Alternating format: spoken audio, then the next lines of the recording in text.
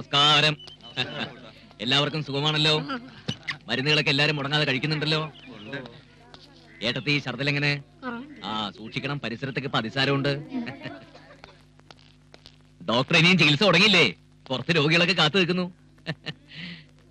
അയ്യോ, ഡോക്ടർ നമ്പൂരി ഇനിയും വന്നില്ലേ? ലേറ്റ് ആവുന്നല്ലോ. എന്തു പറ്റി? വന്ന് തിരുമേനി ഒരു നിമിഷം പോലും കാണാതിരിക്കാൻ വയ്യെന്നായി. ഹൃദയം കൊണ്ട് അത്രയ്ക്കും കൂടെ അടുത്ത് പോയേ. ഡോക്ടറിന് ലീവാണോ അമ്പിളി? എന്റെ സുഹൃത്തിന് എന്ത് പറ്റി അമ്പിളി? ഡോക്ടർ പണി മതിയാക്കി പോയി. പോയാ? ശമ്പളം കുറഞ്ഞു പോയിട്ടാണോ? എങ്കി പറഞ്ഞാ പോരെ. അയ്യോ, എന്ത് തങ്കപ്പെട്ട മനുഷ്യനായിരുന്നു. പോണേന് മുമ്പ് ഒരു വാക്ക് ചോദിച്ചില്ല. കഷ്ടായി. അപ്പൂട്ടനൊന്ന് വന്നേ.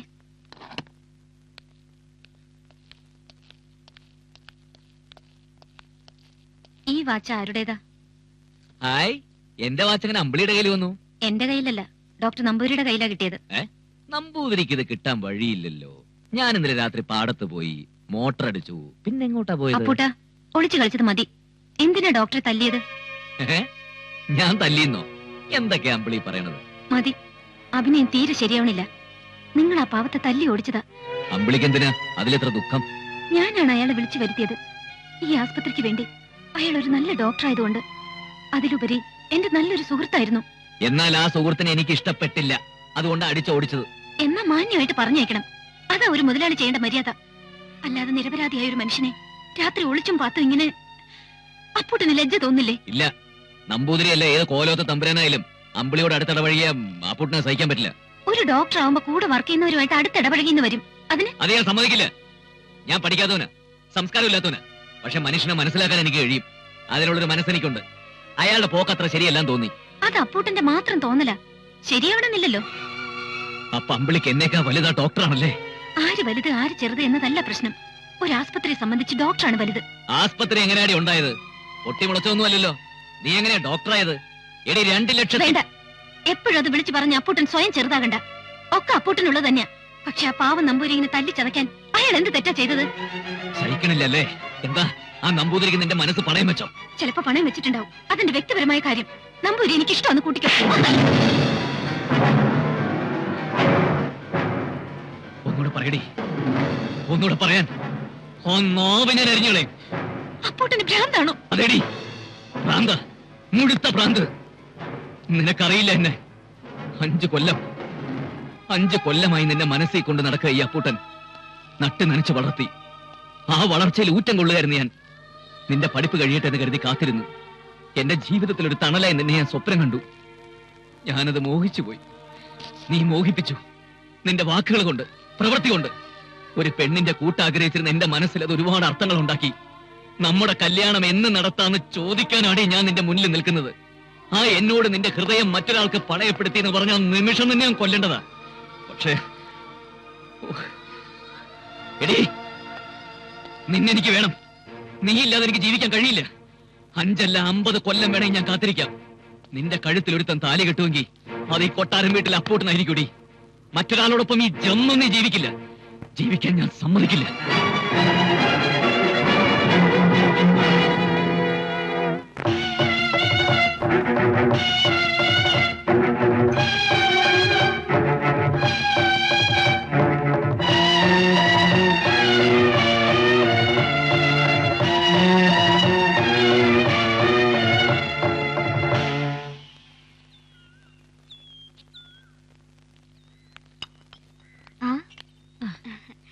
എന്താ മോളെ വൈകിയത്? എല്ലാരും കാത്തിരിക്കുക. എന്താ അമ്മ വിശേഷം? നല്ല വിശേഷം തന്നെയാ. അമേരിക്കയിലുള്ള ഡോക്ടർ രാജീവൻ മോളെ പെണ്ണ് കാണാൻ വന്നിരിക്കുക.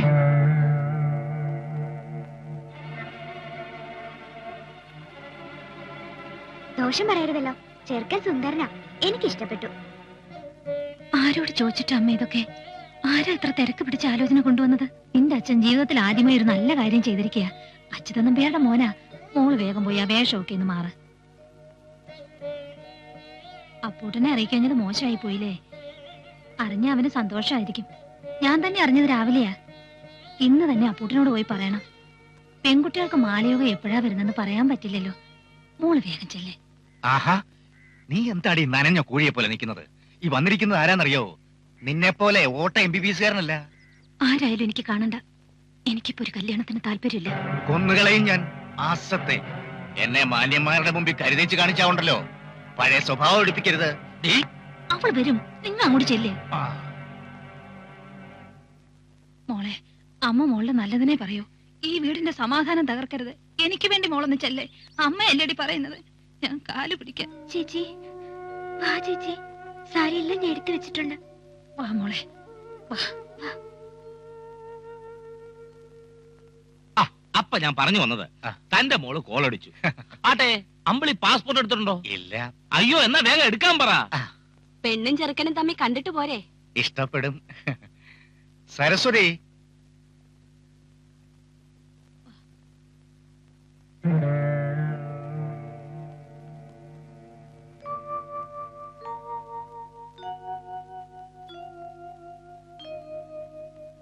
ആ മോളെ, ഇതാ രാജീവൻ. നമ്മുടെ നാട്ടിലെ ലൊട്ടിലൊടുക്ക് ആശുപത്രിയിലെ പോലൊന്നും അല്ല. ഒരു ദിവസം 20 ഓപ്പറേഷൻ നടത്തുന്ന ഡാക്ടറാ. അതൊക്കെ അവക്കറിയാടോ. അവക്ക് ഇഷ്ടമായോ എന്ന് ചോദിക്കേ. ഇഷ്ടപ്പെടാതിരിക്കോ നമ്പ്യാരെ? മോനെ, ഞാൻ ഇവളെ വളരെ കഷ്ടപ്പെട്ടാ പഠിപ്പിച്ചത്. മോളെ എനിക്ക് ഇഷ്ടപ്പെട്ടു. എന്താ രാജീവ നീ ഒന്നും മിണ്ടാത്തത്? അവൻ ഫോട്ടോ കണ്ടതല്ലേ, ഇനി അവളോട് വല്ലതും സംസാരിക്കാനുണ്ടാവും. എനിക്കങ്ങനെ പ്രത്യേകിച്ചൊന്നും സംസാരിക്കാനില്ല. ഞാൻ സ്റ്റേറ്റ്സിൽ മറ്റൊരു കൾച്ചറിൽ വളർന്നവനാ. ഡാഡിക്ക് നിർബന്ധമായിരുന്നു ഞാനൊരു നാട്ടുമ്പുറത്താരി കല്യാണം കഴിക്കണമെന്ന്. Okay, I agri.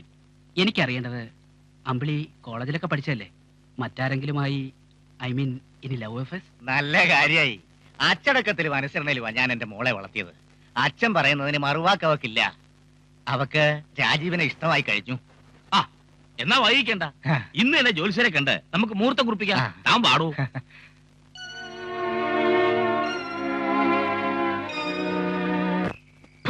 അപ്പൂട്ടൻ, ആ ചെറ്റയുടെ പേര് പറഞ്ഞാ കൊല്ലും ഞാൻ. MBBS പെണ്ണിനെ വെറും 7-ാം കൂലിക്ക് കെട്ടണം പോലും. ഞാൻ അന്നേ പറഞ്ഞതാ, ഒടുവിൽ അത് തന്നെ ആവശ്യപ്പെടുമെന്ന്. രാജീവനുമായിട്ടുള്ള വിവാഹത്തിന് 25-ാം തീയതി മുഹൂർത്തം കുറിച്ചിരിക്കുക. രാവുണ്ടി ആ വാക്ക് കൊടുത്തിരിക്കുന്നേ. അത് നടക്കണം, അതേ നടക്കൂ. അവൻ പണം ചെലവാക്കിയെങ്കിൽ അത് പലിശ സഹിതം തിരിച്ചു കൊടുത്തേക്കാം.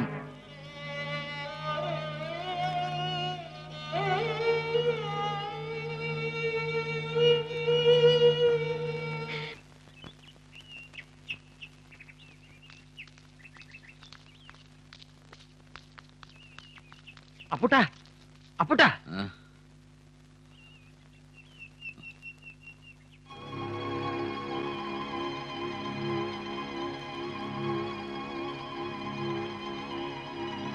ഇങ്ങനെ പോത്തു പോലെയാണ് തുറയ്ക്കോ?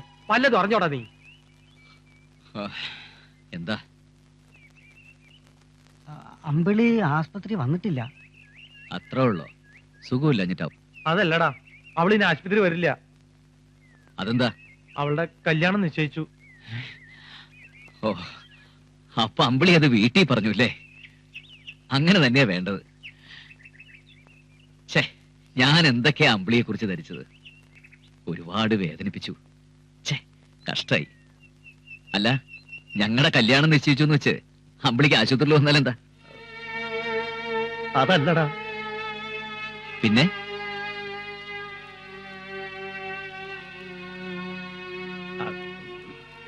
അമ്പിളി മച്ചു നമ്പ്യാരുടെ മകൻ രാജീവനുമായിട്ടുള്ള വിവാഹം ഉറപ്പിച്ചിരിക്കണം. എന്നാൽ എനിക്ക് സത്യം പറയാതിരിക്കാൻ വയ്യ. ഈ മാസം 25-ാം തീയതി മുഹൂർത്തം വരെ തീരുമാനിച്ചിരിക്കണ.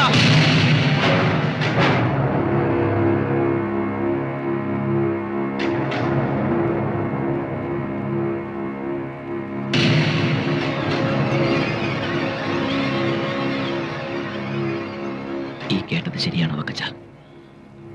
അതെ. ഇക്ക,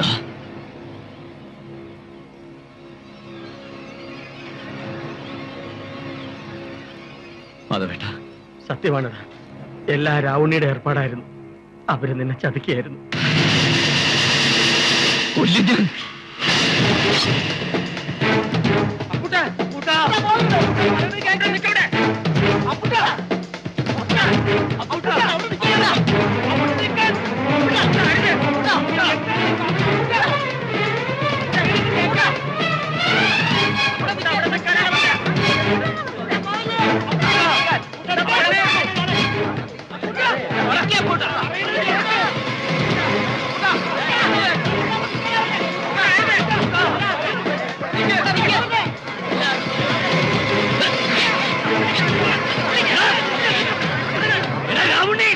നന്ദി കെട്ടവനെ ഇറങ്ങി വാടാ.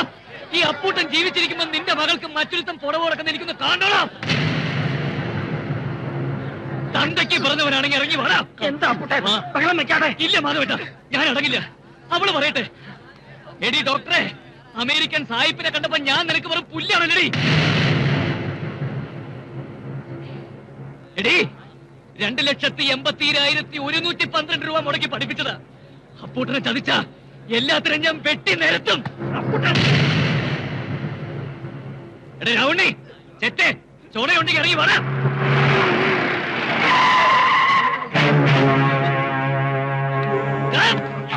നീ വന്നോ? എന്റെ കണക്കുകൂട്ടൽ തെറ്റില്ല. നീ മനസ്സിൽ കാണുന്നതിന് മുമ്പേ മരത്തെ കാണുന്നവനായി രാവുണ്ണി. എന്റെ മോളെ ആർക്ക് കെട്ടിച്ചു കൊടുക്കണമെന്ന് ഞാൻ തീരുമാനിക്കടാ. ആരെ കെട്ടണമെന്ന് അവള് തീരുമാനിക്കും. നിനക്ക് പെണ്ണ് കിട്ടുന്നില്ല എന്ന് വെച്ച് വീട് നീളെ നടന്നു പെണ്ണുതായോ എന്ന് പറഞ്ഞ് ഓരിയിട്ട് കരഞ്ഞിട്ട് എന്താ കാര്യം? നിനക്ക് തരാൻ ഇവിടെ പെണ്ണില്ല. തെരുവ് പറ്റിയ പോലെ ഓരിയിട്ട് തെണ്ടി ഇറന്ന് താനില്ലടോ. ഇപ്പൊ താൻ വലിയ ഇനത്തിലെ പട്ടിയായത് അപ്പുള്ളിനെ കാച്ചോണ്ടില്ലടോ. കൊറേ നാളായല്ലോടാ നീയൊക്കെ കാശിന്റെ കണക്ക് പറഞ്ഞു തുടങ്ങിയിട്ട്. എന്റെ മോള് ഡോക്ടറായ ഒരുത്തനെ നക്കാപ്പിച്ചോണ്ടല്ല, അവളുടെ ബുദ്ധി കൊണ്ടാ. 2,80,000 ഉലുവ എന്താടാ? പലിശ സഹിതമുണ്ട്. എണ്ണി നോക്ക്. പോരാത്തത് എന്താന്ന് വെച്ചാ പറ. രാവുണ്ണിക്ക് പണം പുല്ലാടാ. പണത്തിന് വേണ്ടി സ്വന്തം ഭാര്യയും മക്കളെയും വിൽക്കുന്ന ചെറ്റ്. അപ്പൂട്ടം പണം കണ്ട് വളർന്നവനാടാ. വാരി കൊടുത്തിട്ടേ ഉള്ളൂ, പിടിച്ചു വാങ്ങിയിട്ടില്ല. പണം എണ്ണി മേടിച്ചവരകത്തുണ്ട്. അവര് പറയട്ടെ, വിളിക്കണവരെ.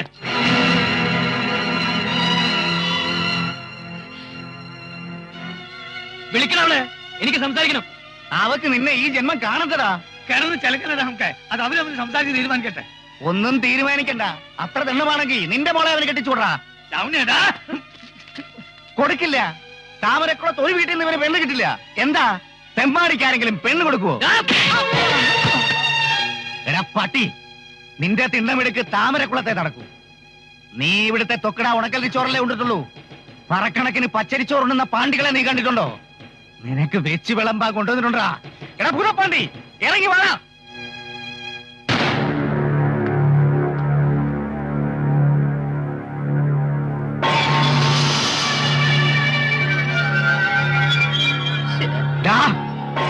ഇവൻ ആർത്തി പിടിച്ച് നിൽക്കുക. എന്താ വേണ്ടതെന്ന് വെച്ചാ വിളമ്പി കൊടുക്കടാ.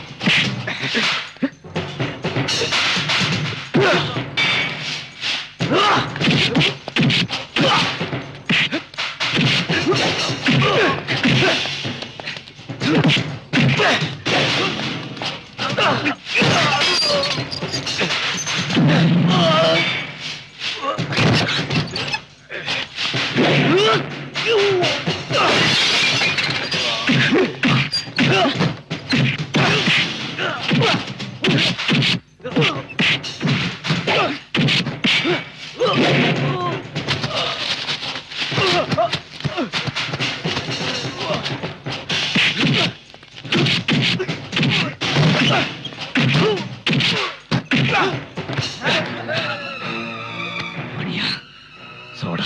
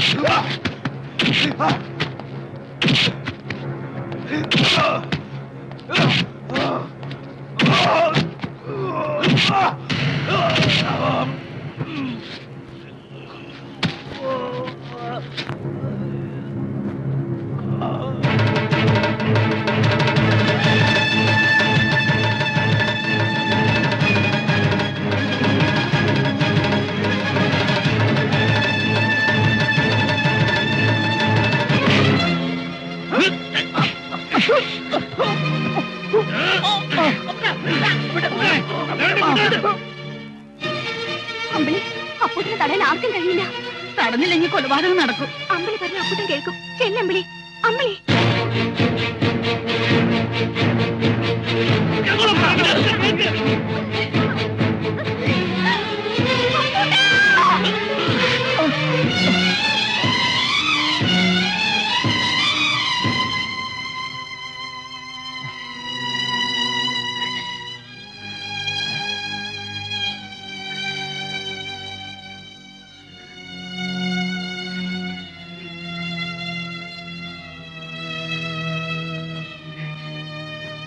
എന്ത് നേടാനാ ഈ അംഗം വെട്ടുന്നത്?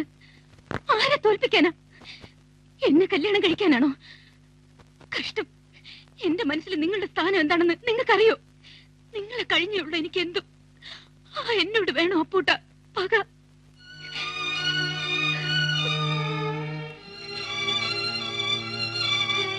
എനിക്കൊരു മനസ്സുണ്ട്, നിങ്ങളത് കണ്ടില്ല. ഇങ്ങനെ ഒരു ആഗ്രഹം ഉണ്ടെന്ന് കഴിഞ്ഞ 5 വർഷത്തിനിടയിൽ ഒരിക്കലെങ്കിലും നിങ്ങൾ എന്നോട് പറഞ്ഞിട്ടുണ്ടോ? ഒരു വാക്ക് ചോദിച്ചിട്ടുണ്ടോ? ഒക്കെ സ്വയം തീരുമാനിച്ചു വെച്ചിട്ട് ഒരു സുപ്രഭാതത്തിൽ ഇറങ്ങി വരാൻ പറഞ്ഞ അനുസരിക്കണം അല്ലേ? നിങ്ങൾ ഈ കാണിക്കുന്നത് അഹങ്കാര. പണവും കയ്യൊക്കെ ഉണ്ടെങ്കിൽ എന്ത് നേടാമെന്ന ഹുങ്ക്. പക്ഷെ അതുകൊണ്ടൊരു പെണ്ണിന്റെ മനസ്സ് കീഴടക്കാൻ കഴിയില്ല.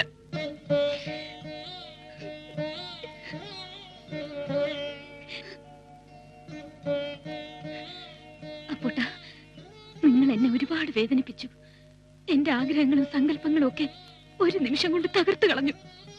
എന്റെ മനസ്സിലുള്ള അപ്പൂട്ടനെ അല്ല നിങ്ങൾ. നിങ്ങളെ കാണാൻ തന്നെ എനിക്ക് പേടിയാവുന്നു. എന്ത് പറഞ്ഞാലും അനുസരിക്കാൻ ബാധ്യതയുള്ളവളാ. ഞാൻ എന്താ വേണ്ടത്? കൽപ്പിച്ചാ മതി, അനുസരിക്കാം.